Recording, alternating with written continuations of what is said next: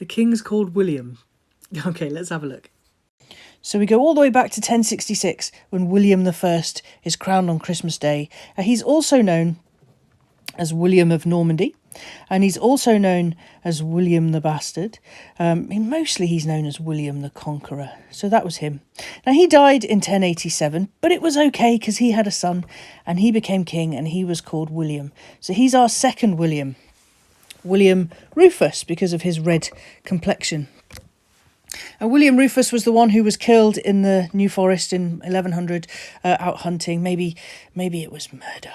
Anyway, for a while there weren't any Williams. We had Henrys and Stephens and more Henrys and Richard and John, a Henry, 3 more Edwards, and then we had a Richard and 3 more Henrys. This is hard. And then there were 2 Edwards, and then there was a Richard, and then there was a Henry and an Edward and a Mary and Elizabeth and a James, and Charles is important to this story, so we'll write him out. For those who get really upset with me for missing out Lady Jane Grey, there she is in nice big letters. Anyway, Charles had some children.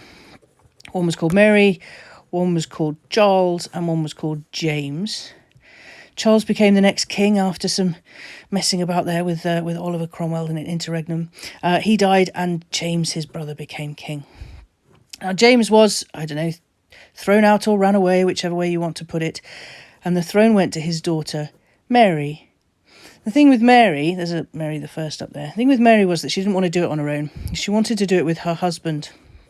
And her husband happened to be William of Orange, Dutch, and he was a cousin.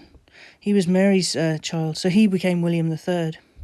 Interestingly, he became William II of Scotland, and the reason for that is that all the way back here there was another William, and he was William I, King of Scots.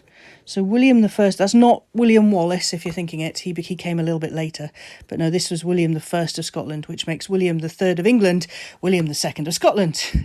Anyway, they died without an heir, and so it went to Anne. Anne died without an heir, and then we've got the Georges. We've got George III, and George III has George IV, but he also has a son called, I haven't gone off screen there, William, who became William IV, because George's daughter, Charlotte, died in childbirth. William IV was in his 60s, and really he was just keeping the seat warm for Victoria, to be honest. She wasn't a daughter, she was a niece.